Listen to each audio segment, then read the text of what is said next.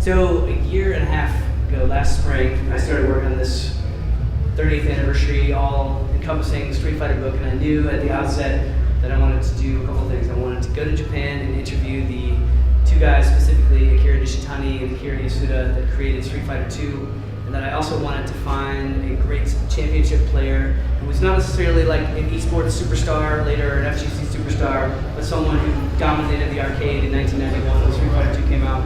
Because that's my first memory of Street Fighter 2, is like knowing I'm from Michigan, knowing the arcade champions in Lansing and Grand Rapids. So you would think that it would be easy in a Capcom-sponsored project to go to Japan and talk to the actual Capcom employees. That turned out to be the hard part. I thought it would be hard to find the Street Fighter legend because, again, I was looking for somebody who dominated in 1991 and presumably has other things that they're about now.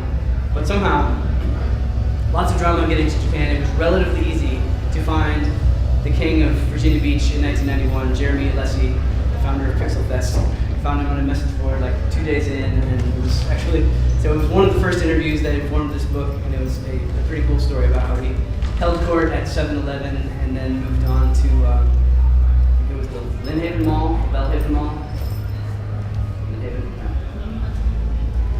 I think that sounds right. The one around here? Yeah. Yes, okay. Lynnhaven, yeah. So that was, I feel like that's the kind of story that was mirrored everywhere in those days, as every, at least teenage boy, if not teenager, in the world tried to dominate Street Fighter in those days.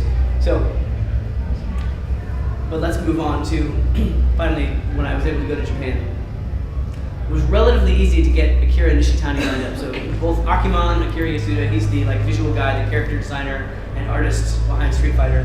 Nishitani is the sort of balance guy, the game designer. He owns his own company. He's a CEO. Relatively easy to get him to a conference table. Akiman is like still the world's quirkiest and most unreliable artist, so it took forever to get Capcom to feel like he would actually show up to the interview. Like sometimes he doesn't agree to interview, sometimes you fly across the world to Tokyo and go to his house and he doesn't let you in. So even the day, like I went to Capcom's Tokyo office, went to Osaka first, which was a cool experience.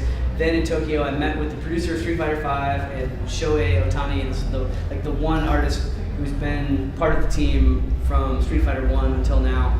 And we all started walking to Akiman's house. And even then I could tell, everyone speaking Japanese, I don't know what's going on, but I could tell they were nervous. And finally, Shohei gets Yasuda-san on the phone. He's like, I think this is gonna work. And then we immediately stopped going to his house and instead we go to the mall to get a particular veggie smoothie. That was like the price of getting into Akiman's house. We do that. Then we go to 7-Eleven and finally we get in. And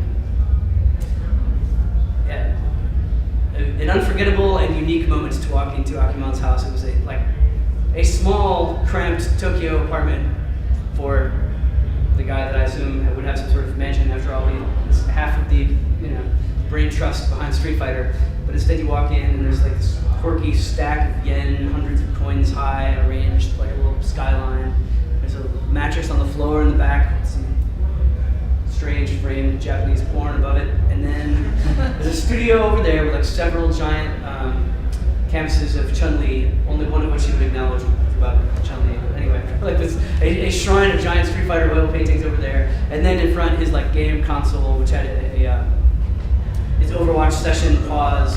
There were character statues all around, some of which, like Street Fighter Sakura, he had made himself, but most of not. So we sit down, we begin the conversation, and it's 3.5 hours long, and finally I'm like, this is it. This is when I'm going to have all my Street Fighter questions answered. And you would think, this is like day 3 in Japan, that I would have remembered then that, in fact, they speak Japanese, and I have no idea what they say. Like, I'll ask a question, Norito Matsunaga, who went with me from Capcom in San Francisco, translated, but I would ask like a geeky, in-depth question, he would answer for 15 minutes, and then she would say, he doesn't remember all the details on that. So it was like weeks later, back in Chicago, when I get a translated version of this interview that I figure out whether I know what I need to know. And the cool thing is, yes, all the magic was there, and we'll talk about some of it. But I also want to highlight, because it sort of gets to one of our first points, so again, 3.5 hours of just listening to a torrent of Japanese washing over me as I think about, one of those like, this moment is happening. I don't know what's happening exactly in this moment, but it's finally happening. But then in the middle, he breaks in with Charles Bronson, Street Fighter. I didn't know what to make of that.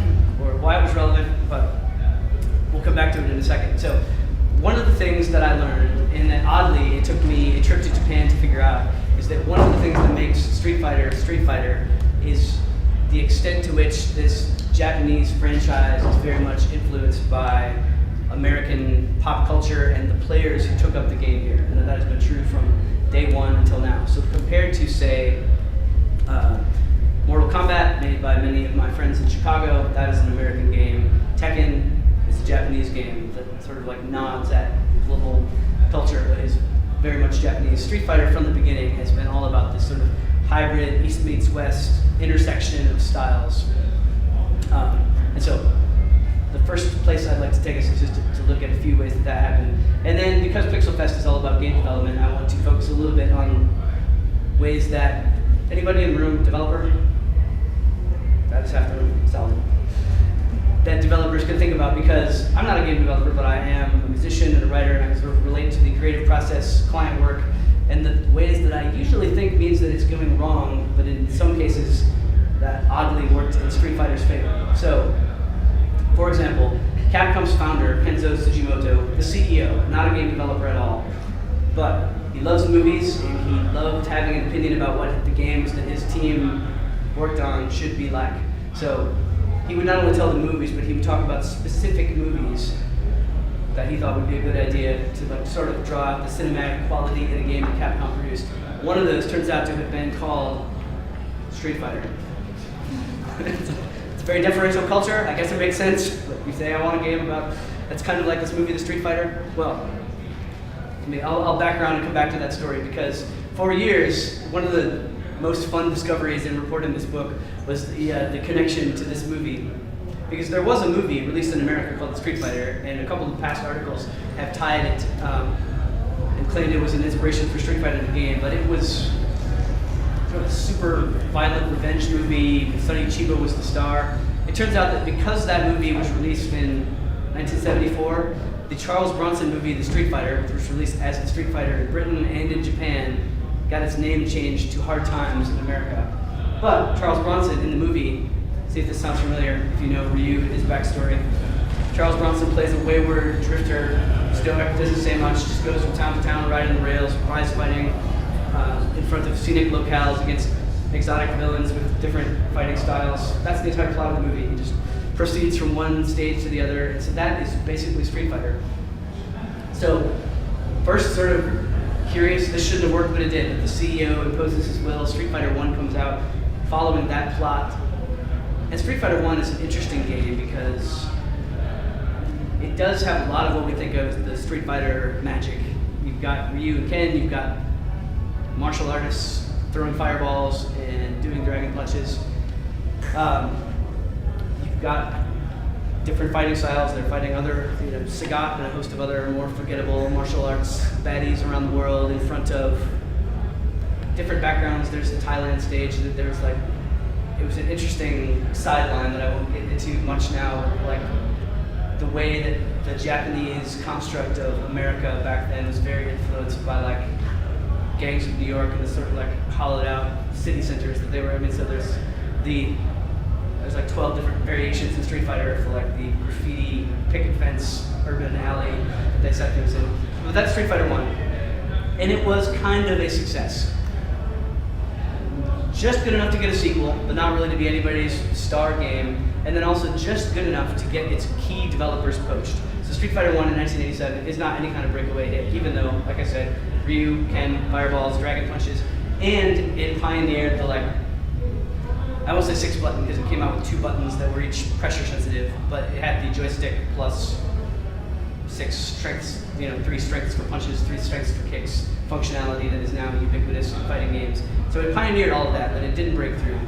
And then in Osaka, there were 2 gaming studios, and this is, again, the 80s, early days of video games. So there's Capcom, North, and then South is HOK, and HOK hires away Nishiyama-san and Matsumoto-san, the 2 guys who created Street Fighter 1 after Street Fighter 1. So Capcom was trying to make a sequel to its middling success game without the guys who made it, and they turned to some really young developers. Akiman was 19, the artist. Nishitani was 21, the game designer. There they are, Akimana on the left, Ishitani on the right. No longer 19 and 21. So these guys start working on the game, and they have some ideas on how to make Street Fighter into what we know it as. Because I should also mention with Street Fighter 1, part of what makes Street Fighter what we know it to be is the complexity around all the different characters that you can be and that you can play against. And so to master this game, you need sort of a chess-like knowledge of everything your character can do, and also how those things match up against all the different things that your opponent player can do. And since you could have any one of a gazillion opponents, there's an encyclopedia in there. That was an early insight that they wanted to bring out in Street Fighter 2 that wasn't necessarily present in Street Fighter 1. But speaking of the second thing that throws a wrench into what would be a standard development process, there was a chip famine in 1989 that a giant silicon shortage that meant that it was cost prohibitive to make the game that you thought you could make 6 months earlier. So they had a choice to make: either put out a declawed version of the Street Fighter game they were working on, or put out a different game altogether. And they sort of took their Street Fighter early development points and put it into a different game, a side-scrolling beat 'em up, kind of like Double Dragon was another game from that era called Final Fight. And Final Fight was a cool game. You can begin to see Akiman on the left, and I think we've got a Final Fight image in there somewhere, but you can begin to see his character design aesthetic, like the kind of hybrid, playful, half G.I. Joe, half anime influences from everywhere character style.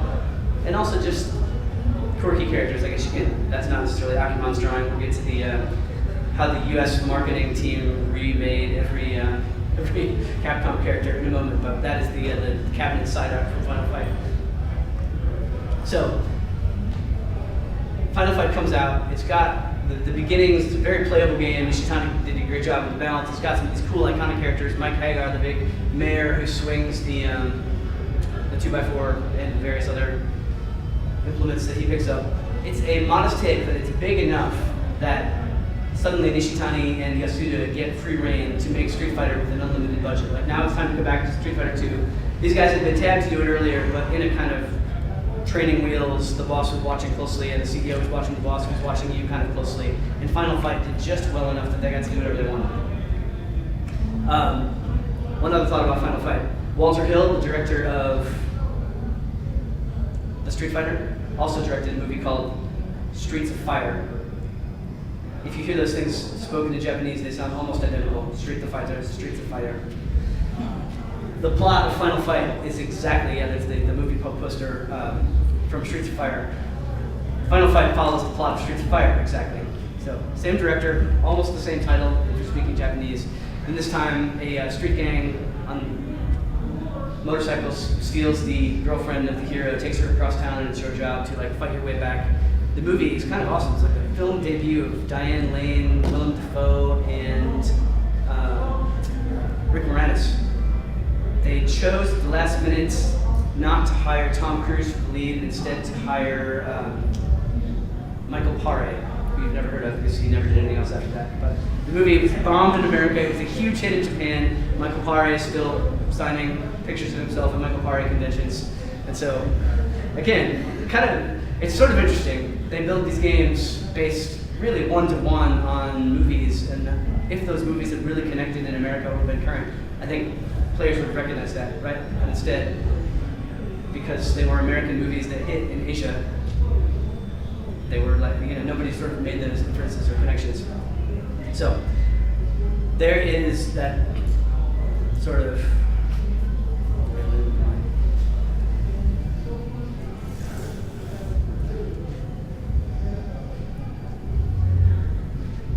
sheet of feedback. Okay. So, the young team has made this sequel. And then the next interesting thing in terms of feedback with Street Fighter 2 is that the game that they release here in America, Final Fight. That was the point I was going for. Final Fight, when it gets playtested. So Nishitani comes to America to get it playtested, and this is the first time you see American audiences influencing the way that Street Fighter is received. When they developed Street Fighter 1, they had Player 1 and Player 2 set up, as well as the notion that Player 1 can play Player 2. But it was just something that was technologically possible, and it bombed in Japanese arcades, and they were done with it. So nobody was looking at this as a core feature of the game. But when Nishitani came to America to playtest Final Fight, he noticed that American audiences were interacting with the cabinets completely differently, and then it was all about player versus player. The sort of arcade opponent wasn't interesting. And this is why you test, but especially if you're an indie developer, it's hard to go test in a different culture and understand like different groups of people are going to interact with the same property very, very differently. But that completely changed the course of Street Fighter. Street Fighter is the game that not only introduced player versus player as core functionality, but like it bought an extra 5 or 10 years for American arcades, which were on the verge of closing at that moment. After the golden age, and Street Fighter 2 got so popular that they still closed, but 8 years later, around the era of Street Fighter 3. So, grab water for myself.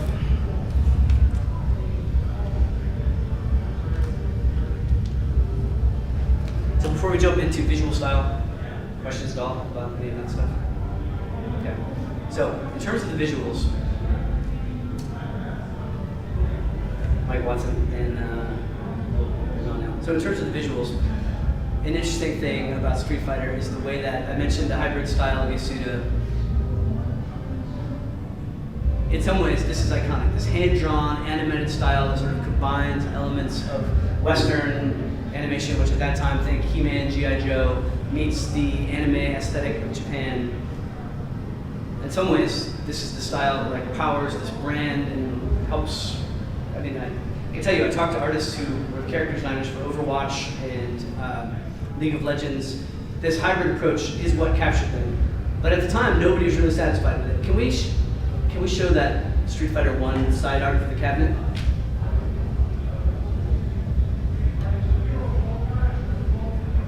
Yeah, that. So that was the, I think this is the, whatever you call the panel where the joystick goes, art from the Street Fighter 1 cab. So the guys in America see this, and they think this is not a fierce fighting game that's going to help us compete with, I mean, Mortal Kombat didn't quite exist yet. But, you know, the blood and guts aesthetic of a lot of the American market, they see Archie up there, and there's a disconnect. So even though this is not what Akimon's art looks like, obviously, but the US marketing team behind Street Fighter redrew everything so that the cabinets and the marketing materials, not the game art itself, but everything connected to Street Fighter was redrawn in the He-Man style, which shows the McGinty stuff. So they hire an Arizona now, California then, airbrush artist named Mick McGinty to reimagine the Street Fighter characters. And I think this is from the original Sega Genesis game box art that he did, side art for the cabinets, all of the major console releases, all of the like standees in the arcade. And it's not hybrid. Those are even, right? Honda, Sagat, getting the He-Man treatment. And in the meantime, and if you want to talk about strange game development choices, let's get into some of the awesome decisions that Capcom was making in 1990. So they're milking Street Fighter, and they're waiting for the true Street Fighter sequel, which ultimately becomes Street Fighter 3, for the next generation hardware to come online. And in the meantime, they look in the warehouse, and there's a lot of old hardware using the PCM2 chip that they know is going to be worthless soon. So they decide to put their B-team developers of up-and-coming teenagers on what is actually the Street Fighter sequel, Street Fighter Alpha. So they're developing a different game using outdated hardware that to the rest of the world comes out as the first Street Fighter property to hit the market since Street Fighter. It's the strangest branding choice ever. And these young developers do their own referendum on what Akimon is up to because they release a game full of anime characters, which is cool. I love that look, and the Street Fighter Alpha era has tons of fans. But it's interesting the like repudiation of him that you see visually and that he felt in the room. In fact, the character Sakura is one of his favorites that he's most proud of, and he developed that in one of the iterations of Alpha when the higher ups at Capcom went to him and said, this game's dying, we need some new character to change it up, and he sort of wanted to show them up in the cool aesthetic, which is not just a sort of anime look, but he felt like all the characters they were adding were cool, whereas his characters, like, you know, think Blanca and Honda, the sumo wrestlers, they were cool but also a little goofy. He wanted to put some fun back into the game, so Sakura, the character that he added to balance out the Street Fighter Alpha cast, was a schoolgirl. All of his moves happened while bouncing in the air and giggling. So let's see, the hybrid visual style. you've got Alpha, you've got McGinty, and it has all those different tracks. And then the other development of that I was looking for, so Nishitani and Yasuda, what happened to them? Because no one was working on Street Fighter 3 yet. Capcom actually moved them off of Street Fighter and onto, they signed a deal with Marvel to do a game that basically ran on the Street Fighter 2 engine called Marvel Children of the Atom. So the real Street Fighter nugget here is that Nishitani and Yasuda's sequel to Super Turbo was Children of the Atom. That game had both of them on it, and it was the last thing that they worked on together before leaving Capcom. So all of the other games, both of them kind of freelanced back in. Nishitani went out and created the sort of pixel, I'm blanking on the name with the animation style with the triangle, Virtua Fighter, that style of animation. So he translated Street Fighter into that format. Say again? Yes. Yep.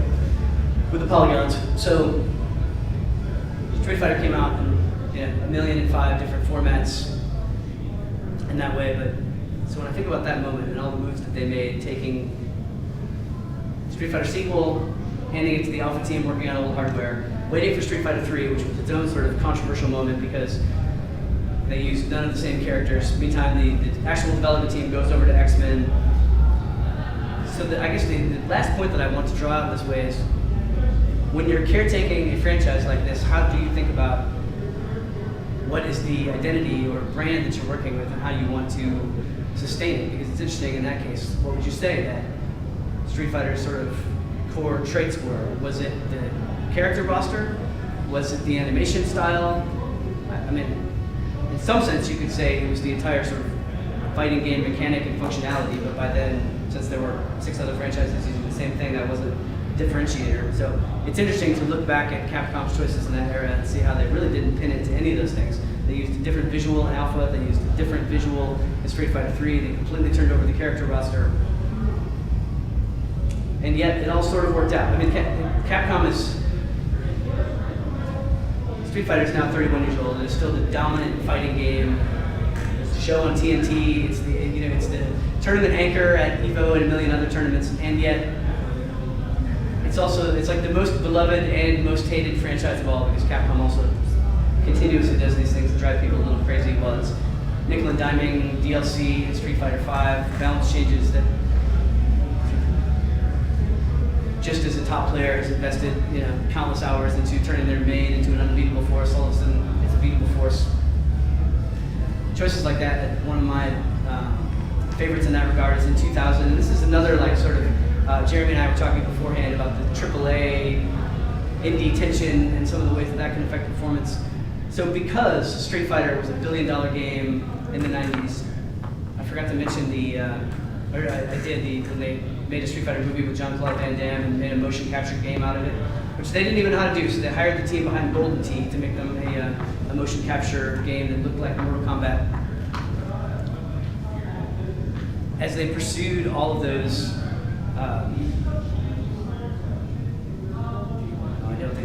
do we have? It's too late. There's Jean-Claude in his game.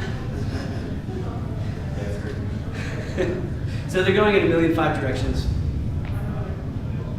And they had this billion-dollar franchise, which at that point was mass market. I mean, there were actual G.I. Joe Street Fighter characters in Toys R Us. It sort of had become this brand line, and when it started to decline through the Street Fighter 3 era, and arcades were dying, Capcom pulled the plug on this franchise as EVO was in its 2nd or 3rd year. In other words, they what has basically eventually brought this series back to life is the resurgence of the fighting game community and the fact that they cared enough to make their own tournaments. But Capcom missed that moment. They meant to kill this series in the year 2000 when they pulled the plug on all development projects, and that was exactly the year when the fighting game community as we know it was beginning to gain momentum again. So, at that point, I'm hybriding the East-West talk with some notes that I think are of particular interest to video game developers. But that's essentially my list, and I just wanted to bring it back to Jerry, the King of Virginia Beach in 1991, since we also have a Street Fighter 5 tournament here today, so we can crown the King from Norfolk in 2018. Can I answer questions about either anything we talked about or anything to do with Street Fighter, because I know too much.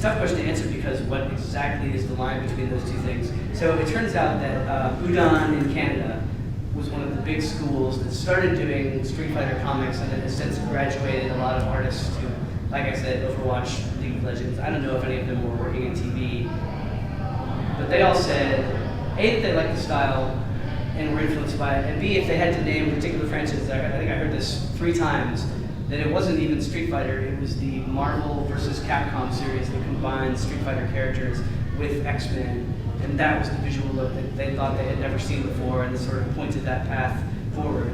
And that's interesting, just because obviously when you start talking X-Men, now you've got the Street Fighter characters that at least had their roots as Japanese characters, and the X-Men don't have the same heritage, so...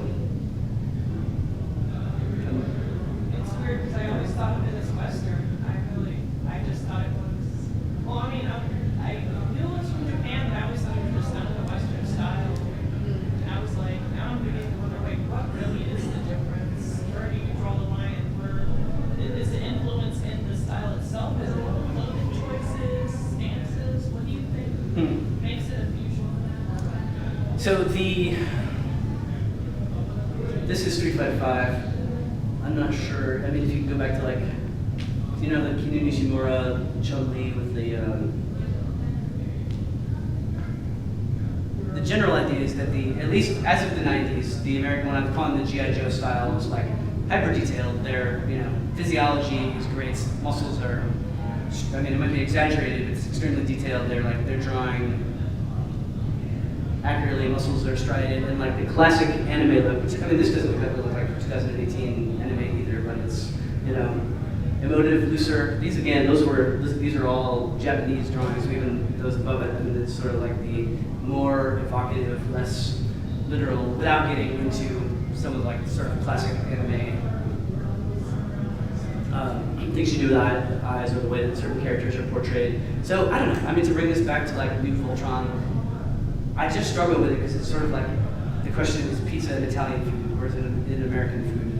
And the answer is these things just keep getting riffed back and forth on by different cultures. And so whoever had the last riff, sort of like they put maybe either a spin on where they're coming from, or what's interesting at this point is you have so much of the American audience is so influenced and impressed by anime that there's some like pushback. I mean, I gave a version of this talk a couple months ago and people were sort of rolling their eyes at how Capcom could ever let a Western influence sort of bleed in because pure anime is purer.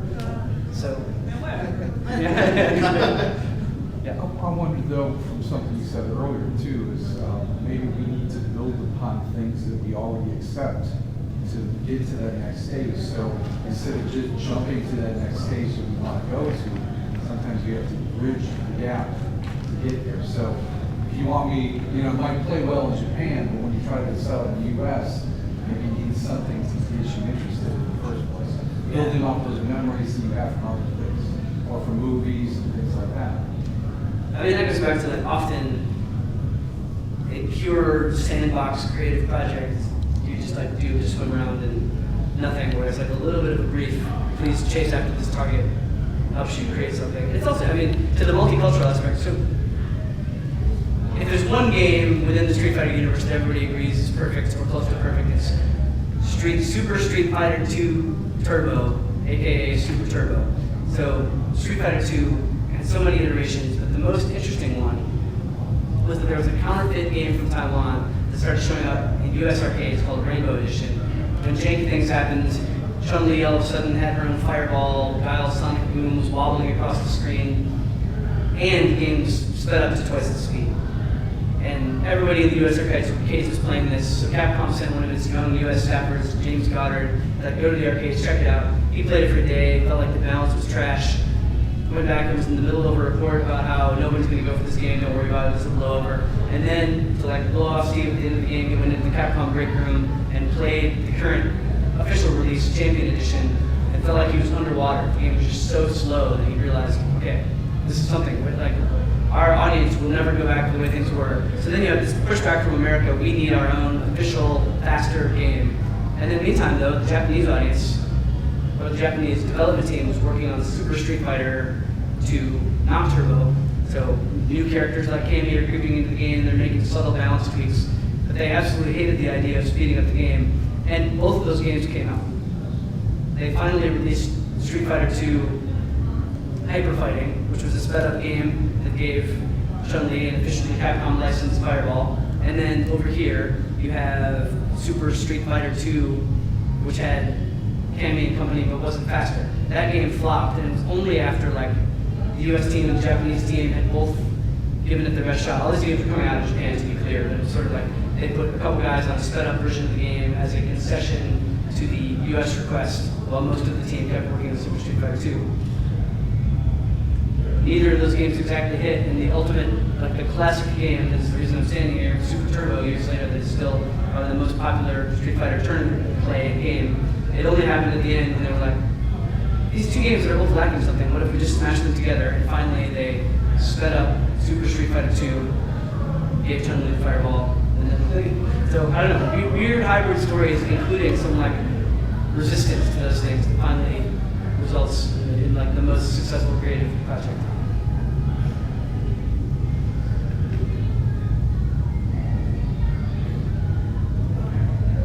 What do you think is the future for fighting games? What do you think is that?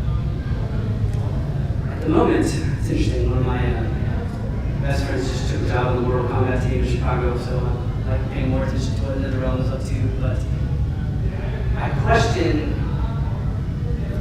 so there's obviously a lot of energy around tournaments, FGC tournaments. The Capcom is interesting. I mean, I don't like the way the Street Fighter V has turned into like Candy Crush after paying $40 at first. Like the DLC version of this game, it seems very expensive and very difficult. I mean, I think realizing that question is fighting games are incredibly complex, and you are encouraging professional level tournament play for this chess-like game. And you also, I think Capcom and all these franchises have in the back of their mind, remember the 90s when we were making like billions of dollars because everyone in the world wanted to play these games? I don't think there's a good answer to this question. So to me, for a developer, this is a challenge. If you are managing a franchise that is both like, it's incredibly hard to onboard new players while also maintaining a game engine that rewards awesome players. And then when you try to set up, I mean, they've done their best to create an online engine that pairs me, the mediocre guy, not with Jeremy, the king of Virginia Beach, but it still happens often enough.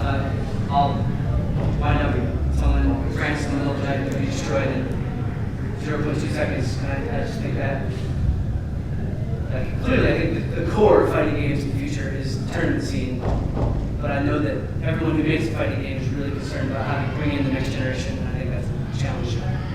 Probably going to be VR involved with the next series too, or AR. Yeah, well, and they tried with Street Fighter 5, not to do VR, AR, but to strip it all back, put in a lot of new technology, strip back out all the characters to try to level the playing field and minimize the complexity at that point. And I think, so if you change systems, I mean, if it becomes a VR game and everybody who has muscle memory of their thumb and forefinger, and all of a sudden that doesn't come out right away, then maybe it will slow down and sort of level out. Curious in your discussions and interviews and all that stuff,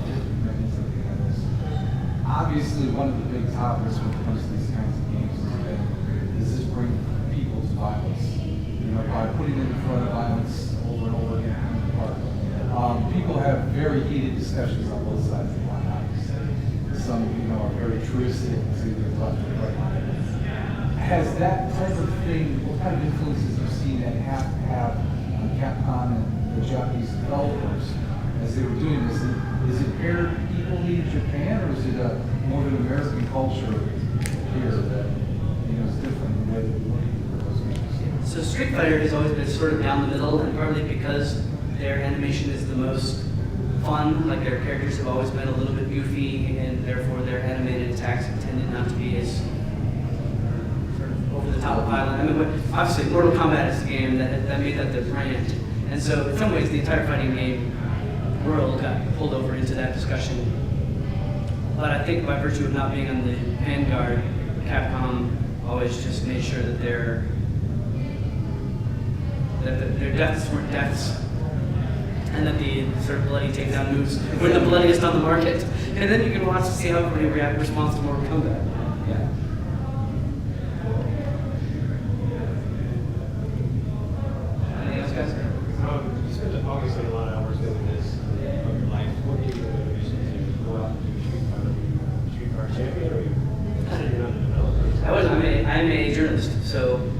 friend in Chicago had done a project called Art of Atari the year before, which was a similar sort of journalistic, look at a book. He went back and found all the artists who had created Atari's box art from the 80s. And I was working with him, and still am working with him on a project called the Museum of Video Game Art. So I just sort of acquired an interest in the space, both from a aesthetic and game development perspective. And then the second project came along, just as Tim was starting on a Pac-Man book.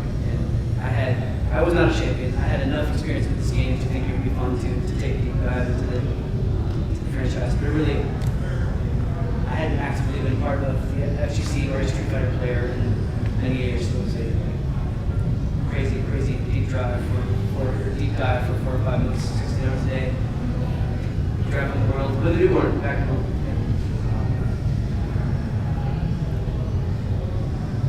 Did you have another question? Yeah, how do you think the competitive scene has changed now from like the kind of the fighter game franchise really took off? Like, when you think about the tournament players now versus like Overwatch tournament players Yeah. now? I liked it. I mean, it's fun how it's exploded. The question was, how is the tournament scene different than it was? And I talked a lot about this in the book because I really tried to zero in on basically the first international Street Fighter tournament in 1996 when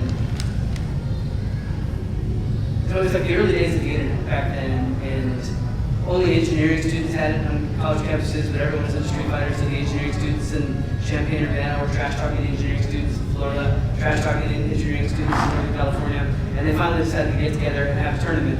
And people from Kuwait came, people from Canada came, and then also, a cool thing about this in those days, and to answer your question, there's so much money in it now.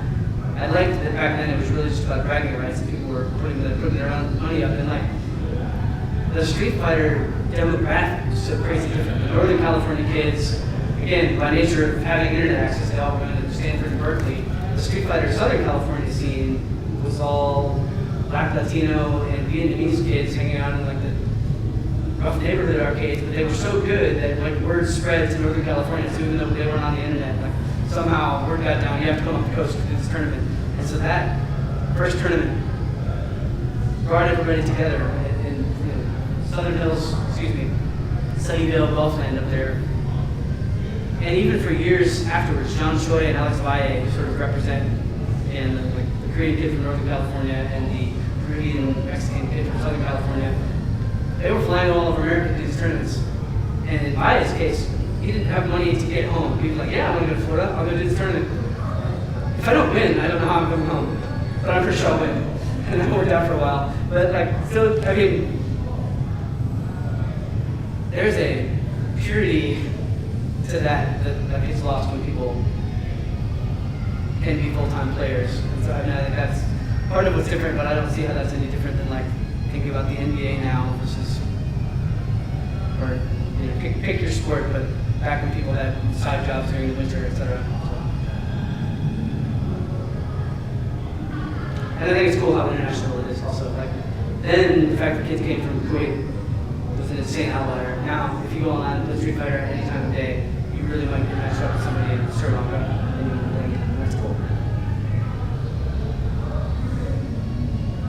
When you think of the tournament setup, like, do you like the fact that these are professional players that make these big salaries? Do you think that kind of makes it more accessible to newer players? I mean, that goes back to like the onboarding and how do you get people interested when it seems like the bar to do what you think you might want to do is way up there, but I just think that's the way that the world works. I mean, like, back to the other professional sports analogy, it's hard to like say that if only I could extract those billions of dollars from the NBA or the NFL and make them grassroots, it's just not even something that I know. I mean, you could try to make a new fighting game that starts out with a very small scene. I think for a while it was coming up, it would have that vibe. I just think that's something, I think just personally and as a storyteller, I am drawn to those like up-and-coming stories, and I tend to like stop reporting on a subject when it gets too big. I was into tech startups early, and then there were a trillion of them, and when they were all billion-dollar firms, there was no fun to report on anymore. I had the same experience with craft beer, and I think even though meaning when it was just like guys that I knew, and then sometimes like, wow, I can't believe this is a viable business. Isn't this great? That was like a fun energy around that scene, and then when everybody's buying vacation homes, it's just like a different sort of thing to get into. So I don't know. I do like, because I got so invested in those guys from the 1990s that like I enjoyed that Alex Valle couldn't really get paid while he was a top player. Now he can get paid as a Street Fighter celebrity. So in that way, I like that it's cool that there was this ecosystem, and it's interesting to look at guys like that because nothing mattered more in 1991 than Street Fighter, and he was the best in the world. It's also weird to go through the rest of your life having been the best in the world at something, and then, yeah. So there's a lot of, I've thought about that dynamic. No way, it's kind of like with Star Trek where their series got canceled in the first week. Yeah, yes. You know, and it was because there were so many fans out there, the fans made it become something bigger than it was, you know? Right.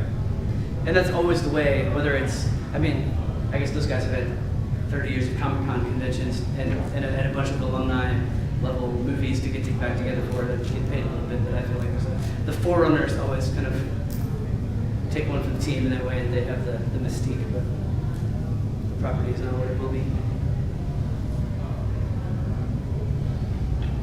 Cool. Thanks, guys. Anything else? I guess one more thing. Yeah. I watched a documentary once about esports, and they're saying that it's impossible to play on a professional level after the age of 30. And I was like, that's depressing. They're like, oh, you will have the reflexes and all this stuff like that. And I was like, does that reporting like that hurt the fan base some? Because it's like, does that mean once you reach a certain age, it's not like you're something anymore? If that's, some people do aspire to be like pro players. And I'm like, is this going to be like a modeling industry when she hit 25 Yeah. or something like that? I mean, what do you think about that issue? I mean, you can only look at the data with Street Fighter, so like, I mean, Valle is still a pro player. Daigo Umehara is still very, very good. Justin Wong's over 30. He's still really good. So I think it is possible, but I mean, like, yeah, at some point, some outlier people can continue to be Tom Brady and make it until they're 45. But also, a lot of champions are coming up and winning tournaments when they're 19, sort of coming out of nowhere and turning over the ranks of who can do this. So I would say, I'm 41, I don't think, like, my reflexes, so yeah, it's probably, you're no longer peak, but I don't think you're doomed to like no longer be able to play the game well. It shouldn't discourage you, although yeah, there's probably something to the fact that Some of it's 80-year-old strategy. us. Yeah, that might be better as you get older, the strategy side. But that is totally true. I mean, Street Fighter 2 rewarded defensive zoning playing where you hunkered down in the corner and threw fireballs across the screen. Street Fighter 5 is all about, I mean, you won't make VAR in the tournament if you're employing that kind of strategy. You better rush down. And so if you learn one way, it's hard to adapt your skills to your strategy. One thing that I say to keep in mind is that the video that we saw where they explained that, you know, once you hit 30, you're not going to be able to beat the young kids anymore. All the games that they were talking about were Rocket League and Overwatch and other games that don't really have a big player base beyond the age of 25. So Yeah, they were applying it to all esports. They were saying this is our example. I think that they may not have had sufficient data. I think you could skew the data to say what you wanted to say a lot of times too. Yeah. Totally. Well, yeah, like you're talking about, those are games, the advantage of the old guy is that he or she is a Jedi Master, right? And you can't be a Jedi Master at a brand new game. You're just coming in cold, just like the kid is. And so that maybe there's an advantage kid. And probably awesome old gamer who's already picked their favorite game. Yeah, it's you know, these people like this game, these people like this game, and their main point of data was you don't see people over a certain age at the tournament, therefore they must not be good enough. Yeah, right. But look at Pixels, they went and got Adam Sandler after all that, yeah. Well, Pixels is another example of like, they're still dreaming of what they were dreaming of with the Van Damme movie. It was a neat idea to pull up a little bit. Yeah, right. Turns out Wreck-It Ralph is a better bet for Oh, yeah. bringing Street Fighter back. So. right, thanks guys. I brought books to sign. I shouldn't say that. I asked the publisher to send some books to sign, and they didn't come. So we've got like half a dozen, and I can take orders and send them to you over the course of this week. But we have a very few books to sign that we will be doing at the table outside. But either way, I'd love to hang out and talk more. So thanks very much for hanging out.